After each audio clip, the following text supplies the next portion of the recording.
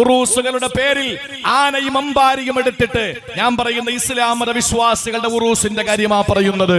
ഹൈന്ദവ സഹോദരങ്ങളുടെ ആഘോഷങ്ങളിൽ പങ്കെടുക്കുന്ന ആനയുടെ കാര്യമല്ല ഞാൻ പറയുന്നത്. അവർക്കതിൽ പ്രാമാണികതയുണ്ടാകാം, അവരുടെ വിശ്വാസമാകാം അത്. പക്ഷേ ഒരു മുസ്ലിം എന്നുള്ള നിലയിൽ ആനയും അമ്പാരിയും എടുത്തുകൊണ്ടുള്ള ആഘോഷങ്ങൾ ഇസ്ലാമികമാണ് എന്ന് ഏതെങ്കിലും ബിസിനസ് രാജാക്കന്മാര് പറഞ്ഞാൽ, ഏതെങ്കിലും മക്ബറ കമ്മിറ്റിക്കാര് പറഞ്ഞാൽ അത് ഇസ്ലാമികമാണ് എന്ന് മുസ്ലിം പണ്ഡിതന്മാർക്ക് അഭിപ്രായമില്ല. എന്തുകൊണ്ടില്ല എന്ന് ചോദിച്ചാൽ, ആന കുത്തിയിട്ട് മരിച്ചു പോകുന്ന ഒരാളെ പോലെയാണോ നമ്മൾ മരിക്കേണ്ടത്? അല്ല സഹോദരങ്ങളെ.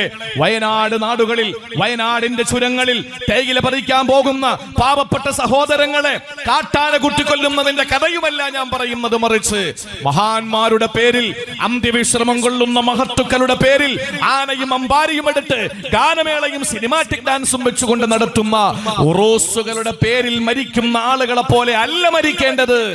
മരിക്കുന്നെങ്കിൽ എന്റെ സഹോദരങ്ങളെ, വിശുദ്ധ ഖുർആൻ പറയുന്നത്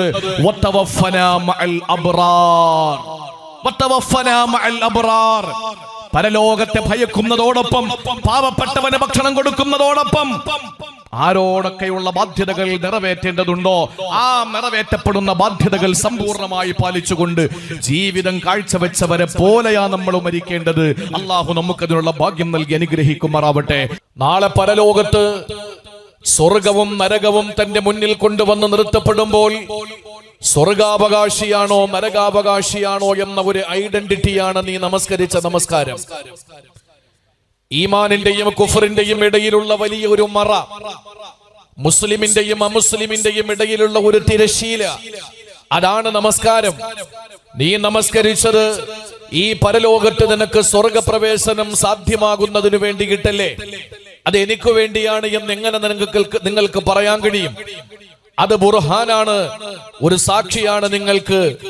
അതുപോലെ നിങ്ങൾ നോമ്പ് പിടിച്ചു എന്ന് പറയുന്നത് ജുന്നത്തുൻ, നാരകീയ ശിക്ഷയിൽ നിന്ന് നിങ്ങളെ രക്ഷപ്പെടുന്ന വലിയ ഒരു രക്ഷാ കവചമാണ്.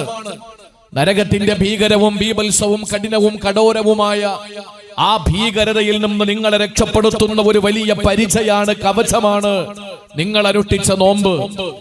അതുപോലെ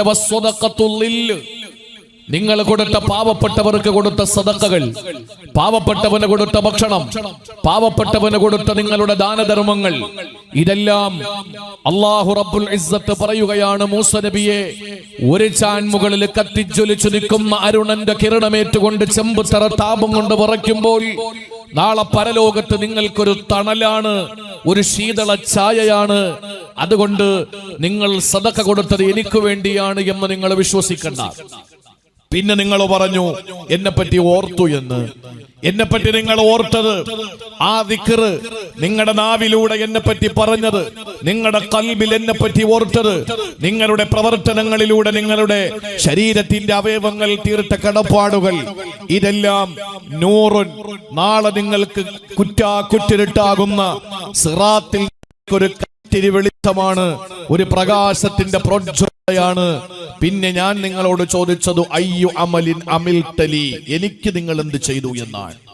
ഞാൻ എന്റെ മുന്നിൽ നിൽക്കുന്ന നെല്ലിക്കാട് അങ്കണത്തിലുള്ള പ്രിയപ്പെട്ട സഹോദരങ്ങളോട് ഞാനൊന്ന് ചോദിക്കുകയാണ്, മറുപടി പറയാനല്ല. നിങ്ങളുടെ വലത് കൈകൊണ്ട് ഇടത് നെഞ്ചിലേക്ക് ചേർത്ത് വെച്ചിട്ട് ഒരു നിമിഷം ഒരു വിചിന്തനം ചെയ്യാൻ വേണ്ടി ഞാൻ ചോദിക്കുകയാണ്, അള്ളാഹ്ക്ക് വേണ്ടി നിങ്ങൾ എന്ത് ചെയ്തു? നിങ്ങളെ പടച്ചവന് വേണ്ടി നിങ്ങൾ എന്താ ചെയ്തത്? നിങ്ങൾക്ക് പറയാനുള്ളത് ഏതാനും മിനിറ്റുകൾക്ക് മുമ്പ് നമസ്കരിച്ച സായാഹ്ന നമസ്കാരത്തെ പറ്റിയാണ്. അതിനു മുമ്പ് നിങ്ങൾ നമസ്കരിച്ച ളുഹർ നമസ്കാരത്തെ പറ്റിയാണ്. നിങ്ങളുടെ ഇന്നത്തെ പ്രഭാത നമസ്കാരത്തെ പറ്റിയാണ്.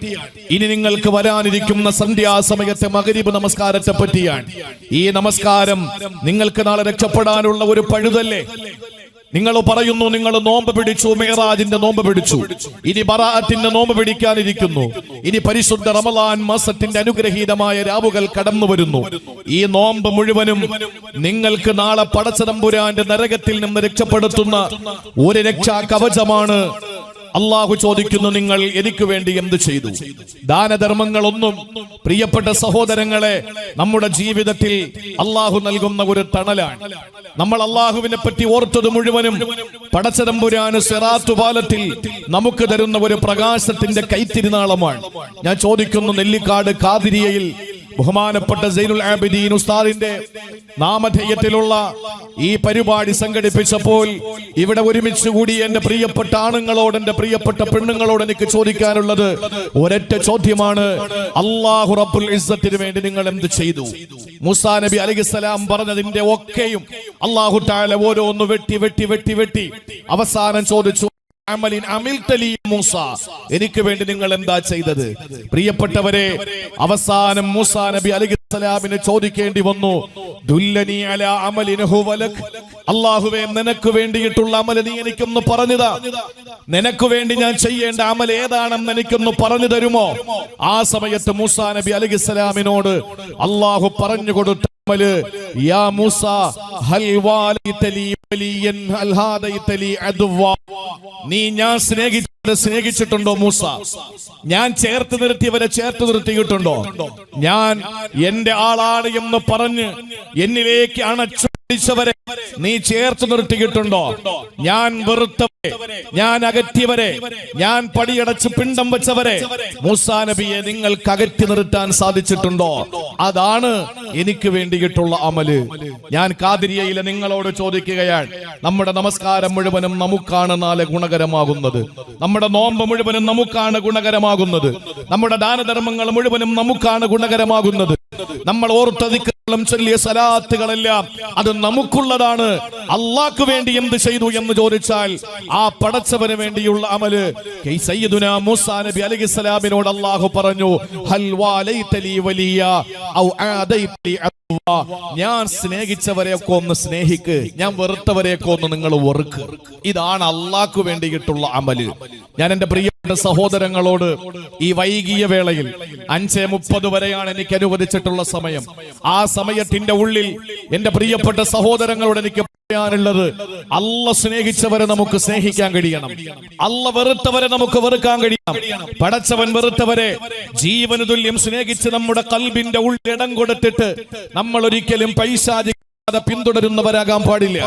അല്ല സ്നേഹിച്ചവരെ അകറ്റി നിർത്തിയിട്ട് ഹൃദയത്തിന്റെ ഭിത്തിക്ക് അപ്പുറത്തേക്ക് ഇറക്കി വെച്ചുകൊണ്ട് അല്ലാഹു റബ്ബുൽ ഇസ്സത്ത് സ്നേഹിച്ചവരെ ഒക്കെ തെറിവിളിക്കുന്ന, അധിക്ഷേപിക്കുന്ന ഒരു രീതി ഒരിക്കലും നമുക്കുണ്ടാകാൻ പാടില്ല. ഞാൻ എന്റെ പ്രിയപ്പെട്ട സഹോദര സഹോദരിമാരോട് പറയുന്നത്, പരിശുദ്ധ ഖുർആനിൽ ഒരു വിഭാഗത്തെ അല്ലാഹു പരിചയപ്പെടുത്തിയിട്ടുണ്ട്. ആ വിഭാഗം വിശുദ്ധ ഖുർആനിൽ അൽ അബ്റാർ എന്ന പേരിലാണ് അറിയപ്പെടുന്നത്. ഖുർആനിന്റെ 6660 ചില്ലുവാനം ആയത്തുകളിൽ 114 അധ്യായങ്ങളിലായി വിശുദ്ധ ഖുർആനിൽ 6 സ്ഥലങ്ങളിലാണ് അബ്റാർ എന്ന് പറയുന്ന പദം അല്ലാഹു തആല ഉപയോഗിച്ചിട്ടുള്ളത്. അബ്റാർ എന്ന് പറയുന്നത് ചെറിയ കാര്യമല്ല. പുണ്യവാന്മാരെന്ന് നമുക്ക് വേണമെങ്കിൽ പറയാൻ കഴിയുന്ന നിലയിൽ അല്ലാഹു ആദരിച്ച, അല്ല ബഹുമാനിച്ച ഏറ്റവും ഉത്കൃഷ്ടവും ഉദാത്തവും ഉന്നതവുമായ വ്യക്തിത്വങ്ങളുടെ ഉടമയായ മഹാന്മാരായ അല്ലാഹുവിന്റെ പ്രിയപ്പെട്ട ദാസന്മാര് അബ്റാരികളായി അല്ലാഹുവിന്റെ വിശുദ്ധ ഖുർആൻ പരിചയപ്പെടുത്തുകയാണ്. 6 സ്ഥലങ്ങളിലാണ് വിശുദ്ധ ഖുർആൻ അവരെ പറ്റി പറയുന്നത്. ആദ്യമായിട്ട് ഖുർആൻ അവരെ സംബന്ധിച്ച് പറയുന്നത്, എന്റെ പ്രിയപ്പെട്ട സഹോദരങ്ങളെ, അവരുടെ ജീവിതത്തിന്റെ പ്രവർത്തനങ്ങൾ ഏതാണ് എന്ന് പരിചയപ്പെടുത്താനാണ്. അവരുടെ പ്രവർത്തനങ്ങൾ എന്താണ്? അബ്റാർ എന്ന് പറയുന്ന വിഭാഗം, നിങ്ങളുടെ ശ്രദ്ധ ഈ 30 മിനിറ്റിന്റെ ഉള്ളിൽ എന്റെ ഈ ശബ്ദത്തോടൊപ്പം തന്നെ നിങ്ങളുടെ കൽബിനെ, നിങ്ങളുടെ ഹൃദയത്തെ ഞാൻ ക്ഷണിക്കുകയാണ്. കാരണം കാതുകൊണ്ട് വയല് കേൾക്കൽ, കാതുകൊണ്ട് ഉപദേശം ശ്രവിക്കൽ, അത് മറന്നു പോകാനും അതല്ലെങ്കിൽ വിസ്മരിച്ചു പോകാനും ഒക്കെ സാധ്യതയുണ്ട്. അതുകൊണ്ട് പ്രഭാഷണങ്ങൾ എപ്പോഴും കൽബ് കൊണ്ടായിരിക്കണം കേൾക്കേണ്ടത്. അതുകൊണ്ട് നിങ്ങൾ കൽബ് കൊണ്ട് കേൾക്കുമെന്ന പ്രതീക്ഷയോടെ ഞാൻ പറയട്ടെ, ഒരു അബ്റാർ എന്ന് പറയുന്ന ഏറ്റവും വലിയ പുണ്യവാന്മാരെന്ന് ഖുർആൻ പരിചയപ്പെടുത്തിയ 6 തവണ വിശുദ്ധ ഖുർആനിൽ അല്ലാഹു തആല എടുത്തു പറഞ്ഞ ആ വിഭാഗത്തിൽ അല്ലാഹു തആല അബ്റാരികളുടെ വിശേഷണങ്ങൾ എണ്ണി പറയുന്നത്, എന്റെ പ്രിയമുള്ള സഹോദരങ്ങളെ, 3 വിശേഷണങ്ങളാണ്. 3 വിശേഷണങ്ങളാണ്. നിങ്ങൾ നന്നായിട്ട് ശ്രദ്ധിക്കുക. ഒന്നാമതായിട്ട് വിശുദ്ധ ഖുർആൻ പറയുന്നത്, യൂഫൂന ബിന്നദർ, യൂഫൂന ബിന്നദിരി, ഉത്തരവാദിത്വങ്ങൾ നിറവേറ്റുന്നവരാണ്. ഉത്തരവാദിത്വങ്ങൾ നിറവേറ്റുന്നവരാണ്. ഭാര്യയ്ക്ക് ഭർത്താവിനോട് ഒരു ഉത്തരവാദിത്വമുണ്ട്, ഭർത്താവിന് ഭാര്യയോട് ഒരു ഉത്തരവാദിത്വമുണ്ട്, ശിഷ്യന്മാർക്ക് ഉസ്താദുമാരോട് ചില ഉത്തരവാദിത്വങ്ങളുണ്ട്, അധ്യാപകർക്ക് ശിഷ്യഗണങ്ങളോട് ചില ഉത്തരവാദിത്വങ്ങളുണ്ട്, അയൽവാസികൾ തമ്മിൽ ചില ഉത്തരവാദിത്വങ്ങളും കമ്മിറ്റ്മെന്റുകളും ഉണ്ട്. ആ ഉത്തരവാദിത്വങ്ങൾ കൃത്യമായി പാലിക്കുമ്പോഴാണ് പ്രിയപ്പെട്ട സഹോദരങ്ങളെ ഒരു മനുഷ്യൻ യഥാർത്ഥ മനുഷ്യനായി മാറുക. പറക്കാൻ പലർക്കും കഴിഞ്ഞേക്കാം. ഗുരുവിന്റെ മുമ്പിൽ വന്ന് 3 പേര് അവരുടെ സാഹസിക പ്രകടനങ്ങൾ കാഴ്ചവെക്കുകയാണ്. ഒന്നാമത്തെ ആള് പറഞ്ഞു, ഞാൻ പറന്ന് നടക്കും, അതെനിക്ക് വലിയ അത്ഭുതമായി ജനങ്ങളെ കാണിക്കാൻ കഴിയും. രണ്ടാമത്തെ ആള് പറഞ്ഞു, എനിക്ക് വെള്ളത്തിനടിയിലൂടെ മണിക്കൂറുകളോളം നീന്തി കളിക്കാൻ കഴിയും. മൂന്നാമത്തെ ആള് പറഞ്ഞു, ഒരു മരത്തിലേക്ക് കയറിയിട്ട് അടുത്ത മരത്തിൽ നിന്ന് താഴേക്ക് ഇറങ്ങുന്ന നിലയിൽ എത്ര മരത്തിൽ വേണമെങ്കിലും ഒരു മരച്ചില്ലയിൽ നിന്ന് അടുത്ത മരച്ചില്ലയിലേക്ക് കടക്കാൻ എനിക്ക് കഴിയുമെന്ന് പറഞ്ഞു. ശിഷ്യന്മാര് വാതുറന്ന് സംഭീതരായി, പരിഭ്രമചിത്തരായി, വിഷാദവിഷണ്ണരായി എന്തായി അത്ഭുതമെന്ന് ആലോചിച്ചുകൊണ്ട് നിൽക്കുമ്പോൾ ഗുരുവിന്റെ മുഖത്ത് യാതൊരു നിലയിലുള്ള ഭാവവ്യത്യാസങ്ങളുമില്ല. ആ ഗുരുവിനോട് ഈ വന്ന 3 പേരും പോയ ശേഷം ശിഷ്യഗണങ്ങൾ ചോദിച്ചു, പത്രേ ഗുരുവോ, നിങ്ങൾക്ക് എന്താണ് ഒരു അത്ഭുതം? ഇതൊന്നും കേട്ടിട്ട് നിങ്ങളുടെ മനസ്സിൽ, നിങ്ങളുടെ മുഖത്ത് ഭാവവ്യത്യാസങ്ങൾ ഇല്ലാത്തത് എന്താണെന്ന് ചോദിച്ചപ്പോൾ ആ ഗുരു പറഞ്ഞ മറുപടിയാണ്, എന്റെ പ്രിയപ്പെട്ട സഹോദരങ്ങളെ, ഒരു മനുഷ്യൻ ആകാശത്തിലൂടെ പറക്കാൻ കഴിയുമെന്ന് പറയുമ്പോൾ പക്ഷികൾ ഇവിടെ പറന്നു പോകുന്നില്ലേ? അത് വലിയൊരു കാര്യമാണോ? പറവകൾ പറന്നു കളിക്കുന്നില്ലേ? അതൊരു വലിയ കാര്യമാണെന്ന് എനിക്ക് തോന്നുന്നില്ല. വെള്ളത്തിനടിയിലൂടെ മണിക്കൂറുകളോളം നീന്തി തുടിക്കാൻ കഴിയുമെന്ന് പറയുമ്പോൾ ഇവിടത്തെ ചെറിയ ചെറിയ പരൽ മത്സ്യം മുതൽ വലിയ വലിയ സ്രാവ് വരെയുള്ള ജീവികൾ വെള്ളത്തിനടിയിലൂടെ ഓളിയിട്ട് പരൽ മത്സ്യങ്ങൾ തുടങ്ങി പടുകൂറ്റ മത്സ്യങ്ങൾ വരെ വെള്ളത്തിനടിയിലൂടെ സഞ്ചരിക്കുന്നില്ലേ? ഇതെന്തിൽ അത്ഭുതം ഇരിക്കുന്നു? മരച്ചില്ലകളിലൂടെ ചാടി കളിക്കുന്ന കൊരങ്ങന്മാര് കളിക്കുന്നില്ലേ? എന്നിട്ട് ഗുരു ശിഷ്യന്മാരോട് പറഞ്ഞു കൊടുത്തത്, ഈ ലോകത്ത് മനുഷ്യനാകാനാണ് ബുദ്ധിമുട്ട്, ഈ ലോകത്ത് മനുഷ്യനായി ജീവിക്കാനാണ് പ്രയാസം. യൂഫൂന ബിന്നദർ, വിശുദ്ധ ഖുർആനിന്റെ വ്യാഖ്യാതാക്കൾ വിവരിക്കുന്നത്, ആരോടൊക്കെ നമുക്ക് കമ്മിറ്റ്മെന്റ് ഉണ്ടോ, ആരോടൊക്കെ നമുക്ക് കടപ്പാടുണ്ടോ, ആ കടപ്പാടുകൾ മുഴുവനും പാലിക്കുന്നവരാണ്. രണ്ടാമതായി വിശുദ്ധ ഖുർആൻ അബ്റാരികളെ പറ്റി പറഞ്ഞത്, ويخافون يوما كان شره مستطيرا. വിശുദ്ധ ഖുർആൻ പറയുകയാണ്, വയഖാഫൂന യൗമൻ കാന ശർറുഹു മുസ്തതീറാ. വിപത്ത് പറന്നു നടക്കുന്ന പരലോകത്തെ പേടിക്കണം സഹോദരങ്ങളെ. വിപത്ത്, നാശം പരന്നു നടക്കുകയാണ്, പറന്നു നടക്കുകയാണ്. ആ പറന്നു നടക്കുന്ന മുസ്തതീറ എന്ന് പറഞ്ഞാൽ ചിറകടിച്ചു പറക്കുക. അങ്ങനെ ഫിത്നകളും ഷർറുകളും ആപത്തുകളും ചിറകടിച്ചു പറക്കുന്ന പരലോകത്തിന്റെ ഭീകരതയെ ഭയപ്പെടുക എന്നതാണ് ഒരു അബ്റാർ എന്ന് പറയുന്ന വ്യക്തിയുടെ ഏറ്റവും നല്ല ക്വാളിറ്റി ഖുർആൻ പരിചയപ്പെടുത്തുന്നത്. ഒന്ന്, ജനങ്ങളോടുള്ള കടമകൾ പാലിച്ച് അള്ളാഹുവിനോടുള്ള ബാധ്യതകൾ നിറവേറ്റി പടപ്പുകളോടും പടച്ചവനോടുള്ള ബാധ്യതകൾ നിറവേറ്റുന്നതോടൊപ്പം തന്നെ ആഖിറത്തുമായി ബന്ധപ്പെട്ട് അള്ളാഹുവിനെ ഭയപ്പെട്ട് ജീവിക്കുന്ന ഒരു സാലിഹായ മനുഷ്യനാണ് അബ്റാറുകളിൽ ഉൾപ്പെടുക, പുണ്യവാന്മാരിൽ ഉൾപ്പെടുക. മൂന്നാമത്തെ ക്വാളിറ്റി പറഞ്ഞതാണ്, എന്റെ പ്രിയപ്പെട്ട സഹോദരങ്ങളെ, നേരിട്ട് പരിചയപ്പെടാൻ കഴിഞ്ഞില്ലെങ്കിൽ പോലും സൈനുൽ ആബിദീൻ എന്ന് പറയുന്ന ഈ സ്മരിക്കപ്പെടുന്ന വ്യക്തി പ്രഭാവം അദ്ദേഹത്തെ സംബന്ധിച്ച് ഇതുവരെ കേട്ടതും നാളിതുവരെ പഠിച്ചതുമായ ചില കാര്യങ്ങൾ മുൻനിർത്തി പറഞ്ഞാൽ, മൂന്നാമത് പറയുന്ന കാര്യം അദ്ദേഹത്തിന്റെ ജീവിതത്തിന്റെ ഏറ്റവും വലിയ ഹൈലൈറ്റ് ചെയ്യപ്പെടുന്ന ഒരു സംഗതിയായിരുന്നു. ഏതായിരുന്നു? വിശുദ്ധ ഖുർആൻ പരിചയപ്പെടുത്തിയ മൂന്നാമത്തെ ക്വാളിറ്റി എന്നറിയോ? വയുത്ഇമൂന തുആമ അലാ ഹുബ്ബിഹി മിസ്കീനൻ വയതീമൻ വഅസീറാ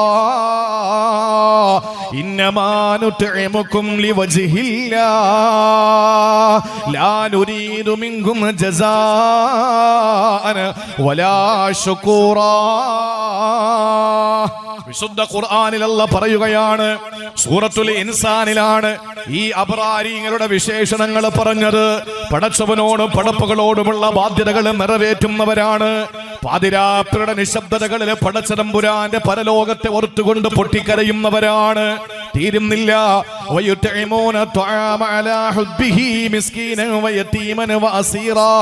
തടവ് പുള്ളികൾക്കും അനാഥകർക്കും അഗതികൾക്കും ഭക്ഷണം കൊടുക്കുന്നവരാണ് സഹോദരങ്ങളെ. എന്നിട്ട് ആ ഭക്ഷണം കൊടുക്കുന്നതിലൂടെ വോട്ട് നേടാനല്ല, ആ ഭക്ഷണ കിറ്റ് കൊടുക്കുന്നതിലൂടെ, ആ ഭക്ഷണം നൽകുന്നതിലൂടെ, ഒരു നേരത്തെ ഭക്ഷണം കൊടുക്കുന്നതിലൂടെ, ഒരു നേരത്തെ വെള്ളം കുടിക്കാൻ കൊടുക്കുന്നതിലൂടെ, ഉടുതുണിക്ക് മറുതുണിയില്ലാത്തവന് നാണം മറയ്ക്കാൻ ഒരു ജോഡി ഡ്രസ്സ് കൊടുക്കുന്നതിലൂടെ, കല്യാണ പ്രായമെത്തിയിട്ട് കഴിച്ചയക്കാൻ സാധ്യമാകാത്ത നിലയിൽ സാമ്പത്തിക പരാ പരാധീനതകൾ അനുഭവിക്കുന്ന ഒരു പാവപ്പെട്ട കുടുംബത്തിന്റെ പാവപ്പെട്ട പെൺകുട്ടിയെ ഒരു 5 or 10 പവൻ കൊടുത്ത് കല്യാണം കഴിപ്പിച്ചയക്കുക എന്ന് പറയുന്ന പുണ്യം ചെയ്യുന്നതിലൂടെ വോട്ട് നേടാനല്ല, അല്ലെങ്കിൽ മറ്റേതെങ്കിലും ഭൗതിക സംവിധാനങ്ങളെ കെട്ടിപ്പടുത്താനല്ല, പിന്നെയോ ഇന്നമാനുത്ഇമുകും ലിവജ്ഹില്ലാ,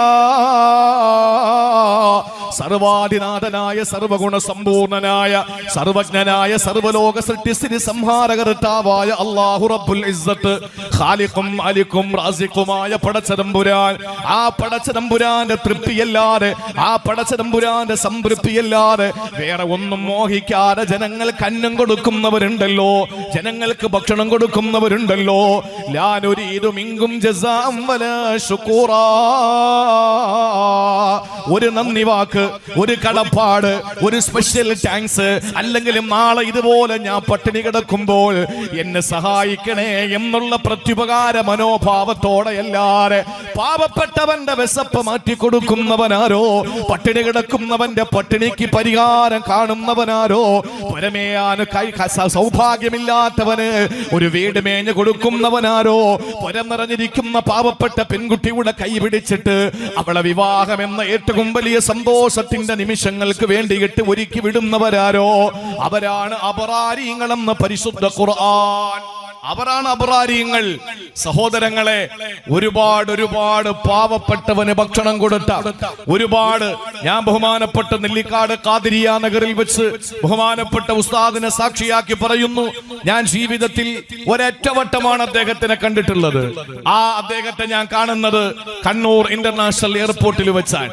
ഞാനൊരു പരിപാടിക്ക് പോകുമ്പോൾ തിരുവനന്തപുരത്ത് നിന്ന് ഞാൻ കയറിയ തിരിച്ചു വരുമ്പോൾ കണ്ണൂരിൽ നിന്ന് തിരുവനന്തപുരത്തേക്ക് വരുന്ന കയറിയ ഫ്ലൈറ്റിൽ അദ്ദേഹവും ഉണ്ടായിരുന്നു. എനിക്കറിയില്ല ഇത് ബഹുമാനപ്പെട്ട ഉസ്താദാണ് എന്ന്. അങ്ങനെ അടുത്ത് നിൽക്കുമ്പോൾ ഞാൻ ഇങ്ങനെ ചോദിച്ചു, ഉസ്താദ് എവിടെയാണ്? അപ്പോഴാണ് ഉസ്താദിന്റെ സ്ഥലം പറഞ്ഞപ്പോൾ ഞാൻ ചോദിച്ചു, നെല്ലിക്കാട് ഉസ്താദ് എന്നറിയപ്പെടുന്ന ഉസ്താദാണോ? അപ്പോഴാണ് ഞാൻ അദ്ദേഹത്തെ നേരിൽ കാണുന്നത്. പിന്നീട് ഞാൻ ഒരിക്കൽ കൂടി അദ്ദേഹത്തെ കാണാൻ വേണ്ടി വന്നു. അത് ഈ അന്ത്യവിശ്രമം കൊള്ളുന്ന ഖബറിലേക്ക് അദ്ദേഹത്തിന്റെ ഭൗതിക ശരീരം എടുത്തു വെക്കുന്ന ഘട്ടത്തിലാണ്. ആ മഗ്രിബിന്റെ സമയമാണെന്നാണ് എന്റെ ഓർമ്മ. ആ സമയത്താണ് ഞാൻ ഇവിടെ രണ്ടാമതായി അദ്ദേഹത്തെ കാണാൻ വരുന്നത്. പക്ഷേ അറിഞ്ഞിടത്തോളം, മനസ്സിലാക്കിയിടത്തോളം പാവപ്പെട്ടവനെ സഹായിക്കാനും പട്ടിണി കിടക്കുന്നവന്റെ പട്ടിണി മാറ്റിക്കൊടുക്കാനും അദ്ദേഹം കാണിക്കുന്ന ജാഗ്രതയും അദ്ദേഹം കാണിക്കുന്ന ഇടപെടലുകളും ശ്ലാഘനീയമാണെന്ന് മാത്രമല്ല, പ്രോത്സാഹനജനകമാണെന്ന് മാത്രമല്ല, മാതൃകാപരമാണ് എന്ന ചിന്ത എന്റെ പ്രിയപ്പെട്ടവരെ നമുക്കുണ്ടാക്കിയെടുക്കേണ്ടതുണ്ട്. അതുകൊണ്ട് അബ്റാരിങ്ങളെന്ന് വിശുദ്ധ ഖുർആൻ പരിചയപ്പെടുത്തിയ ആ വിഭാഗത്തിൽ പെടാൻ ഒന്ന്, നമ്മൾ കമ്മിറ്റ്മെന്റുകൾ, കടപ്പാടുകൾ, ബാധ്യതകൾ നമ്മുടെ ജീവിതത്തിൽ ആരോടൊക്കെ നമുക്കുണ്ടോ അതെല്ലാം കൃത്യമായി നമ്മൾ പാലിക്കുന്നവരാവുക. രണ്ടാമതായിട്ട് വിശുദ്ധ ഖുർആൻ പരിചയപ്പെടുത്തിയതുപോലെ പരലോകത്തിന്റെ ഭീകരതയിൽ ഏത് സമയവും ഭയപ്പെടുന്നവരാവുക. മൂന്നാമതായിട്ട് വിശുദ്ധ ഖുർആൻ പറഞ്ഞത്, ഒരു നേരത്തെ ഭക്ഷണം കഴിക്കാൻ വകയില്ലാത്തവന് അവന് ഭക്ഷണം നൽകാനുള്ള മനസ്സാണ് നമുക്ക് ഉണ്ടാകേണ്ടത്. ഇങ്ങനെ കാണിക്കുന്നവരാണ് അബ്റാരിങ്ങളെന്ന് വിശുദ്ധ ഖുർആൻ പറഞ്ഞു വെക്കുന്നു. സഹോദരങ്ങളെ, മരിക്കുന്നെങ്കിൽ അങ്ങനെയാണ് മരിക്കേണ്ടത്. മരിക്കുന്നെങ്കിൽ അങ്ങനെയാണ് മരിക്കേണ്ടത്. ഞാൻ സൈനുൽ ആബിദീൻ എന്ന് ബഹുമാനപ്പെട്ട സയ്യിദ് ഫൈസി ആവർത്തിച്ചു പറഞ്ഞപ്പോൾ എന്റെ മനസ്സിലേക്ക് ഓടി വന്നത് മറ്റൊരു സൈനുൽ ആബിദീൻ തങ്ങളെ പറ്റിയാണ്. ആ സൈനുൽ ആബിദീൻ തങ്ങളുടെ വാപ്പ സയ്യിദുനാ ഹുസൈൻ റളിയല്ലാഹു തആല അൻഹുവാൻ. അദ്ദേഹത്തിന്റെ പ്രിയപ്പെട്ട പിതാവ് സയ്യിദുനാ അലി റളിയല്ലാഹു തആല അൻഹുവാൻ. അദ്ദേഹത്തിന്റെ പ്രിയപ്പെട്ട പിതാവ് ഹസൻ റളിയല്ലാഹു അൻഹുവാൻ. ഹസൻ റളിയല്ലാഹു അൻഹുവിന്റെ പിതാവ് അലി റളിയല്ലാഹു അൻഹു.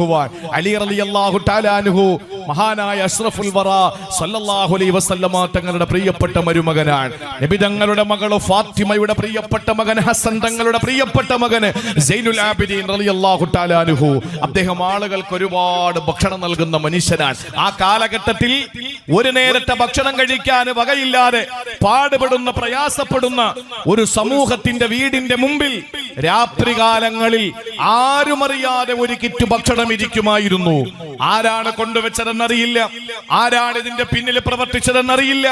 രാവിലെ നേരം വെളുക്കുമ്പോ ആർത്തിയോടെ കണ്ണുകുടിഞ്ഞ് കവളൊട്ടി വയറൊട്ടി എല്ലും തീയ പട്ടിണി പേക്കോലങ്ങൾ രാത്രി വീടിന്റെ മുമ്പിൽ കൊണ്ട് ആരോ വെച്ചുപോയ ആ ഭക്ഷണ കിറ്റെടുത്ത് നന്നായിട്ട് വയറ് നിറച്ച് കഴിച്ചിരുന്നു. ആരാണിത് ചെയ്യുന്നതെന്ന് അറിയുന്നില്ല. പ്രിയപ്പെട്ട സഹോദരങ്ങളെ, അവസാനം സൈനുൽ ആബിദീൻ തങ്ങൾ മരണപ്പെടുന്നു.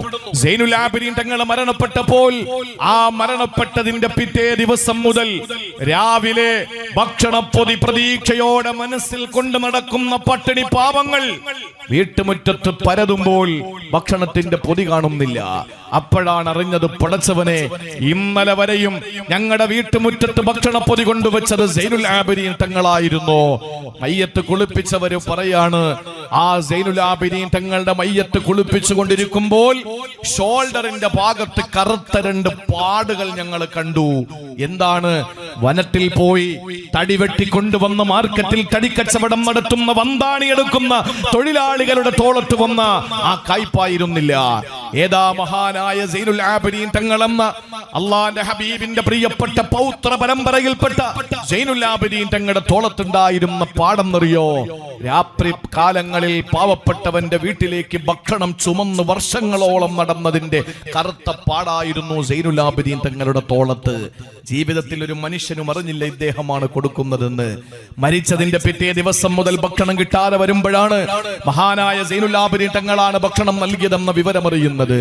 സൈനുൽ ആബിദീൻ തങ്ങളുടെ മയ്യത്ത് കുളിപ്പിക്കുമ്പോൾ ആ മയ്യത്ത് കുളിപ്പിച്ചവര് പറഞ്ഞത്, അദ്ദേഹത്തിന്റെ മയ്യത്തിന്റെ 2 തോളിന്റെ ഭാഗങ്ങളിൽ ഈ ഭക്ഷണ കിറ്റ് ചുമന്നതിന്റെ പാടുണ്ടായിരുന്നു എന്ന്. സൈനുൽ ആബിദീൻ റളിയല്ലാഹു തആല അൻഹുവിന്റെ ഈ ചരിത്രം എന്റെ മനസ്സിൽ, നിങ്ങളുടെ മനസ്സിലേക്ക് ഓർമ്മ വരുമ്പോൾ പാവപ്പെട്ടവന് ഭക്ഷണം കൊടുത്തതിന്റെ 1000 കഥകൾ വിവരിക്കുന്ന ഈ അനുഗ്രഹീതമായ സദസ്സിൽ എന്റെ പ്രിയപ്പെട്ട സഹോദരങ്ങളെ, മരിക്കുമ്പോ സൈനുൽ ആബിദീൻ തങ്ങളെ പോലെ മരിക്കണം.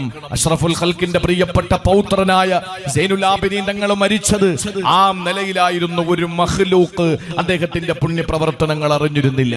മരണശേഷമാണ് ഒരാളുടെ മഹത്വം മനസ്സിലാക്കാൻ കഴിയുക. മരണശേഷമാണ് ഒരാളുടെ മഹത്വം മനസ്സിലാക്കാൻ കഴിയുക. വിശുദ്ധ ഖുർആനിൽ സൂറത്തു ആലി ഇംറാനിൽ പറയുന്നുണ്ട്, മരിക്കുന്നെങ്കിൽ ആരുടെ മരണമാണ് നമ്മൾ സ്വീകരിക്കേണ്ടത്? ആരുടെ മരണമാണ്? ഏതെങ്കിലും ആനകുട്ടി മരിക്കുന്നവരുടേതാണോ? ആണോ സഹോദരങ്ങളെ? ഏതെങ്കിലും ഒക്കെ ഉറൂസ് എന്ന പേരില്, ഉറൂസുകളുടെ പേരില്, ഞാൻ ആവർത്തിച്ചു പറയുകയാണ്, ഉറൂസുകളുടെ പേരിൽ ആനയും അമ്പാരിയും എടുത്തിട്ട്, ഞാൻ പറയുന്ന ഇസ്ലാം മത വിശ്വാസികളുടെ ഉറൂസിന്റെ കാര്യമാ പറയുന്നത്. ഹൈന്ദവ സഹോദരങ്ങളുടെ ആഘോഷങ്ങളിൽ പങ്കെടുക്കുന്ന ആനയുടെ കാര്യമല്ല ഞാൻ പറയുന്നത്. അവർക്കതിൽ പ്രാമാണികതയുണ്ടാകാം, അവരുടെ വിശ്വാസമാകാം അത്. പക്ഷേ ഒരു മുസ്ലിം എന്നുള്ള നിലയിൽ ആനയും അമ്പാരിയും എടുത്തുകൊണ്ടുള്ള ആഘോഷങ്ങൾ ഇസ്ലാമികമാണ് എന്ന് ഏതെങ്കിലും ബിസിനസ് രാജാക്കന്മാര് പറഞ്ഞാൽ, ഏതെങ്കിലും മക്ബറ കമ്മിറ്റിക്കാര് പറഞ്ഞാൽ അത് ഇസ്ലാമികമാണ് എന്ന് മുസ്ലിം പണ്ഡിതന്മാർക്ക് അഭിപ്രായമില്ല. എന്തുകൊണ്ടില്ല എന്ന് ചോദിച്ചാൽ, ആന കുത്തികിട്ട് മരിച്ചു പോകുന്ന ഒരാളെ പോലെയാണോ നമ്മൾ മരിക്കേണ്ടത്? അല്ല സഹോദരങ്ങളെ. വയനാട് നാടുകളിൽ, വയനാടിന്റെ ചുരങ്ങളിൽ തേയില പറിക്കാൻ പോകുന്ന പാവപ്പെട്ട സഹോദരങ്ങളെ കാട്ടാന കുത്തിക്കൊല്ലുന്നതിന്റെ കഥയുമല്ല ഞാൻ പറയുന്നത്. മറിച്ച് മഹാന്മാരുടെ പേരിൽ, അന്ത്യവിശ്രമം കൊള്ളുന്ന മഹത്തുക്കളുടെ പേരിൽ ആനയും അമ്പാരിയും എടുത്ത് ഗാനമേളയും സിനിമാറ്റിക് ഡാൻസും വെച്ചുകൊണ്ട് നടത്തുന്ന ഉറൂസുകളുടെ പേരിൽ മരിക്കുന്ന ആളുകളെ പോലെ അല്ല മരിക്കേണ്ടത്.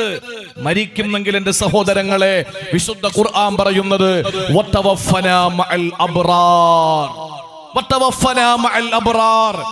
പരലോകത്തെ ഭയക്കുന്നതോടൊപ്പം പാവപ്പെട്ടവന് ഭക്ഷണം കൊടുക്കുന്നതോടൊപ്പം ആരോടൊക്കെയുള്ള ബാധ്യതകൾ നിറവേറ്റേണ്ടതുണ്ടോ ആ നിറവേറ്റപ്പെടുന്ന ബാധ്യതകൾ സമ്പൂർണ്ണമായി പാലിച്ചുകൊണ്ട് ജീവിതം കാഴ്ചവെച്ചവരെ പോലെയാ നമ്മൾ മരിക്കേണ്ടത്. അള്ളാഹു നമുക്കതിനുള്ള ഭാഗ്യം നൽകി അനുഗ്രഹിക്കുമാറാവട്ടെ. എന്റെ പ്രിയപ്പെട്ട സഹോദരങ്ങളെ, തീരുന്നില്ല. ഈ മരണപ്പെടുന്ന മനുഷ്യരുടെ റൂഹുണ്ടല്ലോ, ഏത് അബ്റാരിങ്ങളായി മരിക്കുന്ന മനുഷ്യന്റെ റൂഹ്, ആ അബ്റാരിങ്ങളുടെ 3 വിശേഷണവും ഞാൻ നിങ്ങളുടെ മുന്നിൽ പറഞ്ഞിട്ടുണ്ട്. ആ അബ്റാരിങ്ങളുടെ, ആ മരണം പുൽകുന്ന ആളുകളുടെ റൂഹ് പോകുന്നത് 7 ഭൂമി ഭൂമിയുടെ അടിത്തട്ടിൽ സിജ്ജീൻ എന്ന് പറയുന്ന പ്രദേശത്തേക്കല്ല. അള്ളാഹുവിന്റെ വിശുദ്ധ ഖുർആൻ പറയുന്നുണ്ട്, കല്ലാ ഇന്ന കിതാബൽ അബ്റാരി ലഫീ ഇല്ലീൻ വമാ അദ്റാക മാ ഇല്ലിയൂൻ കിതാബും മർഖൂം യശ്ഹദുഹുൽ മുഖറബൂൻ. വിശുദ്ധ ഖുർആൻ പറയുകയാണ്, നമ്മൾ മരിച്ച നമ്മുടെ റൂഹ് എങ്ങോട്ടാണ്? നമ്മൾ പ്രതീക്ഷിക്കുകയാണ്. ബഹുമാനപ്പെട്ട സൈനുൽ ആബിദീൻ ഉസ്താദ് നെല്ലിക്കാട് ഖാദിരിയുടെ വാണിയായ ഇതിന്റെ ഈ നാട്ടിലെ പാവപ്പെട്ടവന് ഭക്ഷണം കൊടുത്ത, ഒരുപാട് പാവപ്പെട്ടവർ ഒരുപാട് പട്ടിണിക്കാർക്ക് ഭക്ഷണം കൊടുത്ത സൈനുൽ ആബിദീൻ ഉസ്താദിന്റെ റൂഹ് അള്ളാഹുവിന്റെ പരിശുദ്ധമായ ഇല്ലീൻ എന്ന് പറയുന്ന 7 ആകാശങ്ങൾക്ക് സപ്തവാനങ്ങൾക്ക് മുകളിലുള്ള വിശ്വാസികളുടെ പരിശുദ്ധമായ അർവാഹുകൾ സന്നിവേശിപ്പിക്കപ്പെട്ട ആ പ്രത്യേകമായ വാസസ്ഥലത്താണ് ആ റൂഹ് എന്ന് ഞങ്ങൾ പ്രതീക്ഷയിലാണ്. അള്ളാഹു അങ്ങനെ ആക്കട്ടെ. നമ്മുടെ ഒക്കെ റൂഹ് ആ നിലയിൽ അള്ളാഹു തആല മാറ്റട്ടെ. വമാ അദ്റാക മാ ഇല്ലിയൂൻ. ഖാദിരിയ നഗറിൽ ഒരുമിച്ച് കൂടിയവരെ നിങ്ങൾക്കറിയുമോ ഇല്ലിയൂൻ എന്താണ് എന്ന്? കിതാബും മർഖൂം യശ്ഹദുഹുൽ മുഖറബൂൻ. അവന്റെ മുഖറബീങ്ങൾ മാത്രം എപ്പോഴും അടുത്തു വരുന്ന ഏറ്റവും ഭദ്രമായ എഴുതപ്പെട്ട ഒരു ഗ്രന്ഥത്തിന്റെ വിശുദ്ധ ഖുർആൻ പറയുന്നു, കിതാബും മർഖൂം എഴുതപ്പെട്ട ഒരു ഗ്രന്ഥമാണ് എന്ന് പറഞ്ഞാൽ ഒരിടത്ത് അല്ലാഹു തആല വളരെ വ്യക്തമായ ഭദ്രമായി അവരുടെ ആത്മാക്കളെ അല്ലാഹു തആല പ്രവേശിപ്പിച്ചിരിക്കുകയാണ്.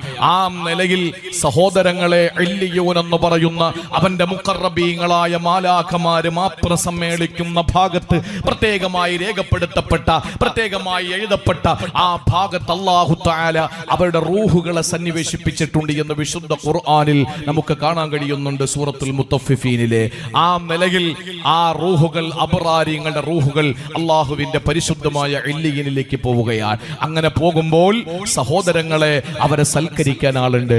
ഇവിടെ ബഹുമാനപ്പെട്ട നെല്ലിക്കാട് ഉസ്താദിന്റെ ഈ പരിപാടിയിൽ സൽക്കരിക്കാൻ ഒരുപാട് പേരുണ്ടായിരുന്നു. ഒരു ജഅഫർ മൗലവി മാത്രമല്ല, ഇവിടെ ഒരുപാട് പേര് സൽക്കരിക്കാനുണ്ടായിരുന്നു. നാടിന്റെ നാനാഭാഗങ്ങളിൽ നിന്ന് ഉസ്താദിനെ സ്നേഹിച്ചിരുന്ന ആളുകൾ, ആണുങ്ങളും പെണ്ണുങ്ങളും ഒഴുകി വന്നപ്പോൾ അവരെ സ്വീകരിക്കാൻ ഇവിടെ ജനങ്ങൾ, അല്ലെങ്കിൽ ഇതിന്റെ ഭാരവാഹികൾ തയ്യാറായിരുന്നു. എന്നാൽ എന്റെ പ്രിയപ്പെട്ട സഹോദരങ്ങളെ, അബ്റാരീങ്ങൾ എന്ന് പറയുന്ന ഉന്നതമായ പദവി എത്തിച്ചേർന്ന നമുക്ക് ബഹുമാനപ്പെട്ട ഉസ്താദ് ആ വിഭാഗത്തിലാണ് എന്ന് ഖുർആനിന്റെ ആയത്തുകൾ കൊണ്ട് നമുക്ക് പ്രതീക്ഷിക്കാനും മനസ്സിലാക്കാനും സാധിക്കുകയാണ്. നാളെ നമ്മൾ പോകുമ്പോ നമ്മളെ സൽക്കരിക്കുന്നത് ആരാണ്? വിശുദ്ധ ഖുർആൻ പറയുന്നുണ്ട്, നുസുലം മിൻ ഇൻദില്ലാഹ്. അല്ലാഹുവിന്റെ ഭാഗത്ത് നിന്ന് പ്രത്യേക സൽക്കാരം അല്ലാഹു നടത്തുകയാ. വമാ ഇൻദല്ലാഹി ഖൈറുൽ ലിൽ അബ്റാർ. പടച്ച തമ്പുരാന്റെ ഭാഗത്തുള്ള സർവ്വ സൽക്കാരങ്ങളും അബ്റാരിങ്ങൾക്ക് അല്ലാഹു കൊടുക്കാണ്. അബ്റാരിങ്ങൾ എന്ന് പറയുന്ന വിഭാഗത്തിന് അല്ലാഹു തആല കൊടുക്കുക പുണ്യവാന്മാർ. ആ പുണ്യവാന്മാർക്ക് അല്ലാഹു കൊടുക്കുന്നത് പടച്ചവന്റെ സൽക്കാരമാണ്. ആ സൽക്കാരം വാങ്ങാൻ അല്ലാഹു നമുക്ക് തൗഫീക്ക് നൽകി അനുഗ്രഹിക്കുമാറാവട്ടെ. അവസാനം എന്റെ പ്രിയപ്പെട്ട സഹോദരങ്ങളെ, അവന്റെ അനുഗ്രഹീതമായ ജന്നാത്തുൻ നഈം എന്ന സ്വർഗ്ഗം വിശുദ്ധ ഖുർആൻ പറയുന്നുണ്ട്, ഇന്നൽ അബ്റാറ ലഫീ നഈം. നഈം എന്ന് പറയുന്ന സ്വർഗ്ഗത്തിലാണ് അവരുള്ളത്. സ്വർഗ്ഗം നഈം എന്ന സ്വർഗ്ഗമാണ്. ഏതായി നഈം എന്ന സ്വർഗ്ഗം അറിയോ? അലൽ അറായികി യൻളുറൂൻ. സോപാനങ്ങളിൽ ഇരുന്ന് എല്ലാം കാണുന്ന മനോഹരമായ സ്വർഗമാണ്. അവര് സോപാനങ്ങളിലാണ് ഇരിക്കുന്നത്. അനുഗ്രഹത്തിന്റെ എല്ലാ ആർഭാടങ്ങളും ആസ്വാദനങ്ങളും അവരെ തേടിയെത്തുമ്പോൾ അവരുടെ മുഖത്ത് നിന്ന് വായിച്ചെടുക്കാം സന്തോഷത്തിന്റെ വകകൾ. അവരുടെ മുഖത്ത് നിന്ന് നമുക്ക് വായിച്ചെടുക്കാം ആനന്ദത്തിന്റെ നിമിഷങ്ങള്. സഹോദരങ്ങളെ, ചില ആളുകളുടെ മുഖം കറുത്ത് കരിവാളിച്ചു പോകും, പരലോകത്ത് ചൂളിപ്പോകും. അല്ലാഹ് കാത്തുരക്ഷിക്കട്ടെ. പക്ഷേ സോപാനങ്ങളിൽ ഇരുന്നു കൊണ്ട് പരസ്പരം നോക്കി കണ്ടുകൊണ്ട് മുഖത്തെ എല്ലാ സൗന്ദര്യങ്ങളും സൗരഭ്യങ്ങളും ഒരുപോലെ 14 രാവിന്റെ പൗർണമി ലജ്ജിപ്പിക്കുന്ന നിലയിലാകുമ്പോ അല്ലാഹ് പറയുകയാണ്, അവർക്ക് പ്രത്യേകമായൊരു പാനീയം കുടിപ്പിക്കുകയാണ്. ഇതിനു മുമ്പ് ആരും അത് പൊട്ടിച്ചിട്ട് പോലുമില്ല. സീല് വെക്ക അനുവദിക്കപ്പെട്ട പാനീയ ചഷകങ്ങൾ അല്ലാഹുവിന്റെ മാലാകമാരവർക്ക് കൊടുക്കുകയാണ്. ഖിതാമുഹു മിസ്ക്. എന്താണ് ആ പാനീയ ചഷകത്തിന്റെ ആ മുദ്ര എന്നറിയോ? ആ മുദ്ര ഏതാണ്? മിസ്ക്, കസ്തൂരി കൊണ്ടാണ് അല്ലാഹു മുദ്ര വെച്ചിരിക്കുന്നത്. വമിസാജുഹു മിൻ തസ്നീം. അതിന്റെ ചേരുവ തസ്നീമാണ്. അതിന്റെ ചേരുവ തസ്നീമാണ്. ഐന യശ്റബു ബിഹൽ മുഖറബൂൻ. കളകളാരവം മുഴക്കുന്ന കൊച്ചു കൊച്ചു അരുവികളും പാലാറുകളും തേനാറുകളും അല്ല കൊടുക്കുകയാണ്. ഇതെല്ലാം അല്ലാഹു തആല കൊടുക്കുന്ന അബറാരിയങ്ങൾ എന്ന് പറയുന്ന ഒരു വിഭാഗമുണ്ട് എന്റെ പ്രിയപ്പെട്ട സഹോദരങ്ങളെ. അതുകൊണ്ട് ഞാൻ ഈ വൈകിയ വേളയിൽ എനിക്ക് അനുവദിക്കപ്പെട്ട സമയം കഴിഞ്ഞ് 2 മിനിറ്റ് കൂടിയായ ഈ ഘട്ടത്തില് ഈ നെല്ലിക്കാട് ഖാദിരിയ നഗറിലെ എന്നെ കേൾക്കുന്ന സായാഹ്നത്തിലെ പ്രിയപ്പെട്ട സത്യവിശ്വാസികളോട്, വിശ്വാസിനികളോട് എനിക്ക് പറയാനുള്ളത് ഒരു പ്രധാനപ്പെട്ട കാര്യമാണ്. നമ്മൾ ഓരോരുത്തരും അബ്റാറുകളായി മാറുക. അബ്റാറുകളായി മാറാൻ നമ്മൾ ചെയ്യേണ്ട കാര്യങ്ങൾ, ഒന്നാമതായിട്ട് ബാധ്യതകൾ സമ്പൂർണ്ണമായി വീടുന്നവരാവുക. ആരോടൊക്കെ നമുക്ക് ബാധ്യതകളുണ്ടോ ആ ബാധ്യതകൾ മുഴുവനും സമ്പൂർണ്ണമായി പാലിക്കുന്നവരാവുക. അതോടൊപ്പം സഹോദരങ്ങളെ, പരലോകത്തിനെ പേടിക്കുന്നവരാവുക. ഒപ്പം വീടിന്റെ പരിസരങ്ങളിൽ പാവപ്പെട്ടവൻ വിശന്നു കഴിയുന്നത് കണ്ടാൽ ആ വിശക്കുന്നവന് ഒരു പിടി ഭക്ഷണം കൊടുക്കാൻ, ഒരു നേരത്തെ വെള്ളം കൊടുക്കാൻ, ഒരു തുണി വാങ്ങി കൊടുക്കാൻ നമുക്ക് കഴിയണം. ആ പുണ്യ പ്രവർത്തനങ്ങൾ 3 ചെയ്യുമ്പോഴാണ് വിശുദ്ധ ഖുർആൻ പറയുന്നവൻ അബ്റാറാവുക. ആ അബ്റാർ എന്ന പുണ്യവാന്മാരിൽ ഉൾപ്പെട്ടാൽ അങ്ങനെയുള്ള ആളുകളെ നമ്മൾ ബഹുമാനിക്കണ്ടേ? അതല്ലേ പടച്ചവന് വേണ്ടി നമ്മൾ ചെയ്യുന്ന സുഹൃതം. അവർ വെറുത്തവർ, അവർ അല്ലാഹു വെറുത്തവർ, അവരാരാണെങ്കിലും അല്ല വെറുത്തവർ, പടച്ചതമ്പുരാന്റെ വെറുപ്പ് സമ്പാദിച്ചവർ, ആ വെറുപ്പ് സമ്പാദിച്ചവരോട് ശക്തമായ വിയോജിപ്പ് രേഖപ്പെടുത്തിക്കൊണ്ട് അല്ലാഹു സ്നേഹിച്ചവർ, അല്ല ഇഷ്ടപ്പെട്ടവർ, അല്ല ചേർത്ത് നിർത്തിയവർ. അത് നിങ്ങൾ നിറം നോക്കണ്ട. അല്ലാഹു ഇഷ്ടപ്പെട്ടവരുടെ നിറം നോക്കണ്ട. നെഞ്ചറ്റം വരെ ദാടിയുണ്ടോ എന്ന് നോക്കണ്ട. നിങ്ങൾ ഒരിക്കലും അല്ലാഹു ചേർത്ത് നിർത്തിയവർക്ക് എന്ത് ക്വാളിറ്റി എന്ന് രൂപലാവണ്യങ്ങളിലും ആകാര സൗഷ്ഠവങ്ങളിലും സൗകുമാരിതകളിലും നിങ്ങൾ പരതണ്ട. ഞാൻ പറയുന്ന ഒറ്റ വാക്ക് കൂടി നിങ്ങളുടെ മനസ്സിൽ വെക്കണം. എന്നിട്ട് ഞാൻ എന്റെ പ്രസംഗം അവസാനിപ്പിച്ചോളാം. അല്ലാഹു ബഹുമാനിച്ചതിനെ ബഹുമാനിക്കണമെന്ന് പറയുമ്പോൾ അതേതെങ്കിലും യൂണിവേഴ്സിറ്റിയിലെ പ്രൊഫസർ ആകണമെന്നില്ല, ഏതെങ്കിലും പള്ളിയിലെ ഖതീബാകണമെന്നില്ല, ഏതെങ്കിലും സർവകലാശാലയിലെ പ്രിൻസിപ്പളോ മുദരിസോ പ്രൊഫസറോ ആകണമെന്നില്ല, ഏതെങ്കിലും പള്ളിയിലെ മുഅല്ലിമാകണമെന്നില്ല, ഏതെങ്കിലും വലിയ കുടുംബത്തിലെ ഒരു കാരണവരാകണമെന്നില്ല, ഏതെങ്കിലും സയ്യിദാകണമെന്നില്ല, ഏതെങ്കിലും നിലയിലുള്ള ഏതെങ്കിലും സാമ്പത്തിക ശേഷിയുള്ളവനാകണമെന്നില്ല. അല്ല ബഹുമാനിച്ചത് നമ്മൾ ബഹുമാനിക്കുന്നുണ്ട്. ഏതാ?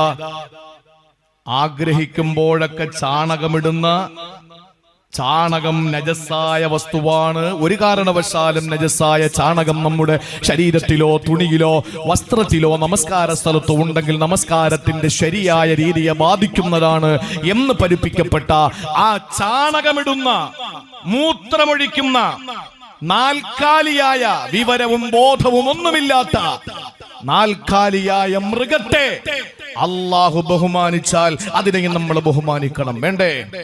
വേണ്ടേ സഹോദരങ്ങളെ? വേണ്ടേന്ന് ചോദിച്ചാൽ വേണോന്ന് പറയും, വേണോന്ന് ചോദിച്ചാൽ വേണ്ടാന്ന് പറയും. നിങ്ങൾക്ക് പ്രാമാണികമായ എന്തെങ്കിലും തെളിവുണ്ടോ? ഈ സദസ്സിലേക്ക് ബഹുമാനപ്പെട്ട തങ്ങള് കടന്നു വരുമ്പോ നമ്മൾ ഇങ്ങനെ തക്ബീർ അങ്ങോട്ട് ചൊല്ലുകയാണ്. ഏത് കിതാബിലുണ്ടെന്ന് എനിക്കറിയില്ല. കാരണം ഞാൻ കിതാബൊന്നും കണ്ട ആളല്ല, എനിക്കറിയില്ല. പ്രഭാഷകരെ കയറി വരുമ്പോ കുലൂ തക്ബീർ എന്ന് വിളിക്കുകയും അറുക്കാൻ കൊണ്ടുപോ, ചില സദസ്സിലേക്ക് പോകുമ്പോ ഇനി അറുക്കാനാണോ കൊണ്ടുപോകണമെന്ന് ചിന്തിച്ചിട്ടുണ്ട്. തക്ബീറോട് കൂടി കയറ്റുമ്പോ ആ നിലയില് തക്ബീർ ചൊല്ലണമെന്ന് ഞാൻ എവിടെയും കണ്ടിട്ടില്ല. കണ്ടവരുണ്ടെങ്കിൽ എന്നെ ഉണർത്തുമെന്ന പ്രതീക്ഷയാണ്. പക്ഷേ അല്ലാഹു ബഹുമാനിച്ച ഒരു ചാണകമിടുന്ന മൃഗത്തെ കാണുമ്പോ തക്ബീർ ചൊല്ലൽ സുന്നത്താക്കിയില്ലേ ആദരവായ പ്രവാചകൻ നബി മുഹമ്മദ് മുസ്തഫ സല്ലല്ലാഹു അലൈഹി വസല്ലം? അതിനെ തലോടല്, അതിനെ കുളിപ്പിക്കല്, അതിനു വേണ്ടിയിട്ട് മാർക്കറ്റിൽ ചന്തയിൽ ചെന്നിട്ട്, മൂരി ചന്തയിൽ ചെന്നിട്ട് ഈ മൃഗത്തെ തരുമോ എന്ന് ചോദിച്ചിട്ട് വില പേശുന്നത് തസ്ബീഹിന്റെ കൂലിയാക്കി മാറ്റിയ അള്ളാഹുവിന്റെ ഹബീബ് സല്ലല്ലാഹു അലൈഹി വസല്ലം പഠിപ്പിച്ച ആ മൃഗമേതാ? ഉലഹിയത്തിന്റെ മൃഗമാണ്. ഉലഹിയത്തിന്റെ മൃഗത്തെ പറ്റി ഖുർആൻ പറഞ്ഞത് എന്താണ്? മിൻ ശആഇരില്ലാ, അള്ളാഹുവിന്റെ ചിഹ്നമാണ് എന്നാണ്. ആരാണോ അള്ളാഹുവിന്റെ ചിഹ്നങ്ങളെ ബഹുമാനിക്കുന്നത് ഫൈനഹാ മിൻ തഖ്വൽ ഖുലൂബ്, അത് വാരിയെല്ല് കൊണ്ട് കൊണ്ട് മൂടപ്പെട്ട ഹൃദയത്തിന്റെ ഉള്ളറകളിലുള്ള ഭക്തിയുടെയും സ്നേഹത്തിന്റെയും ഭയഭക്തിയുടെയും വിശ്വാസത്തിന്റെയും പ്രതീകമാണ്, അടയാളമാണെന്ന് പഠിപ്പിച്ചു. അതുകൊണ്ട് തന്നെ ഒരു മൃഗത്തെ ഉളുഹിയ മൃഗം അല്ലാഹു ചേർത്ത് നിർത്തിയതിന്റെ ദൃഷ്ടാന്തമാണ് എന്ന് പറഞ്ഞപ്പോൾ, അവന്റെ ആയത്താണെന്ന് പറഞ്ഞപ്പോൾ, ആ ചിഹ്നമാകുന്ന മൃഗത്തെ പോലും നമ്മൾ ആദരവോടെ കാണുകയും തക്ബീറുകൾ ചൊല്ലുകയും ചെയ്തിട്ടുണ്ട് എങ്കിൽ ഒരു മനുഷ്യനെ സംബന്ധിച്ചിടത്തോളം അല്ല ബഹുമാനിച്ചത് മൃഗമായാലും അല്ല ബഹുമാനിച്ചത് കല്ലായാലും, അല്ല ബഹുമാനിച്ച കല്ലിനെ നമ്മൾ ആദരിക്കുന്നില്ലേ, ആരാധിക്കുന്നില്ലേ, ആദരിക്കുന്നില്ലേ? ഹജറുൽ അസ്വദ്, ബ്ലാക്ക് സ്റ്റോൺ, ബനി ആദം, മനുഷ്യന്റെ മുഴുവൻ പാപങ്ങളും കറുപ്പിച്ച് കളഞ്ഞ് വെളുത്ത് വെള്ളാരം കല്ലായിരുന്നു. പാലിനേക്കാൾ അശദ്ദു ബയാളം മിനൽ ലബനി, പാലിനേക്കാൾ വെണ്മയുണ്ടായിരുന്ന ആ ഹജറുൽ അസ്വദ് എന്ന കല്ലിനെ ലോകത്തുള്ള മുഴുവൻ മനുഷ്യന്റെയും പാപത്തിന്റെ കറകളേറ്റുവാങ്ങിയിട്ട് ബനി ആദം, ആ കല്ല് കറുത്തുപോയി. ആ കല്ല് കേവലം ഒരു കല്ലാണ്. ഉമർ തങ്ങൾ എന്ന തൗഹീദിന്റെ ഏറ്റവും വലിയ പ്രചാരകം പറഞ്ഞത്, ഇന്നി റഅയ്തു റസൂലല്ലാഹി സ്വല്ലല്ലാഹു അലൈഹി വസല്ലം യുകബ്ബിലുകി, നിന്നെ എന്റെ ഹബീബ് മുത്തുന്നത് ഞാൻ കണ്ടിട്ടുണ്ട്. ഇല്ലെങ്കിൽ മാ ഖബ്ബൽതുകി അബദാ, ഒരൊറ്റ വട്ടം പോലും ഞാൻ നിന്നെ മുത്തൂലായിരുന്നു കല്ലേ എന്ന് ഹജറുൽ അസ്വദിനോട് പറഞ്ഞു ഉമർ ഫാറൂഖ് റളിയല്ലാഹു അൻഹു. ആ നിലയിൽ ഒരു കല്ലാകുന്ന ഒരു അചേതന വസ്തു പോലും, എൻ്റെ പ്രിയപ്പെട്ട സഹോദരങ്ങളെ ആലോചിച്ച് നോക്കിയേ, ആ നിലയിലും മനുഷ്യൻ ഒരു കല്ല് അള്ളാഹുവിന്റെ ദൃഷ്ടാന്തമായപ്പോൾ ബഹുമാനിക്കുന്നു, ഒരു മൃഗത്തെ നമ്മൾ ആദരിക്കുന്നു. അപ്പൊ അള്ള ബഹുമാനിച്ചവരൊക്കെ ബഹുമാനിക്കുന്നത് പടച്ചോന് വേണ്ടിയിട്ടുള്ള ആരാധനയാണ്. അല്ലാതെ 5 നേരം നിസ്കരിച്ച് നോമ്പും പിടിച്ച് സക്കാത്തും കൊടുത്ത് ഹജ്ജിനും പോയി ഒരുപാട് ദിക്റും ചൊല്ലി നാഴികക്ക് 40 വട്ടം അള്ളാഹുവിന്റെ ഔലിയാക്കളെ തെറി വിളിച്ചുകൊണ്ടിരിക്കുന്ന ഒരു കാക്കാക്കും അള്ളാന്റെ സ്വർഗം കിട്ടുമെന്നൊരു പ്രതീക്ഷയും വേണ്ട. ആ കാക്കാക്ക് ഷദ്ദാദിന്റെ സ്വർഗമായിരിക്കും കിട്ടുക. അള്ള ബഹുമാനിച്ചതിനെ ബഹുമാനിക്കാത്ത ഒരുത്തനും അള്ളാഹ്ക്ക് വേണ്ടി ഒന്നും ചെയ്യുന്നില്ല. നിസ്കാരം നമുക്ക, നോമ്പ് നമുക്ക, സക്കാത്ത് നമുക്ക, ദിക്ർ നമുക്ക, സ്വലാത്ത് നമുക്ക. അള്ളാഹ്ക്ക് വേണ്ടി എന്താണ്? അല്ല സ്നേഹിച്ചവരെ സ്നേഹിക്ക്, അല്ല വെറുത്തവരെ വെറുക്ക്. അതുകൊണ്ട് പ്രിയപ്പെട്ടവരെ, അള്ളാഹുവിന്റെ പ്രേമഭാചനങ്ങളെ വാരിയല് കൊണ്ട് മൂടപ്പെട്ട ഹൃദയത്തിന്റെ ഉള്ളറകളിൽ ഒരു ഇരിപ്പിടം കൊടുത്ത് അവരെ സ്നേഹിച്ച് അവരുടെ മാതൃക പിൻപറ്റി ജീവിക്കാൻ അള്ളാഹു റബ്ബുൽ ഇസ്സത്ത് നമുക്ക് തൗഫീഖ് നൽകി അനുഗ്രഹിക്കുമാറാവട്ടെ എന്ന ആത്മാർത്ഥമായ ദുആയോടെ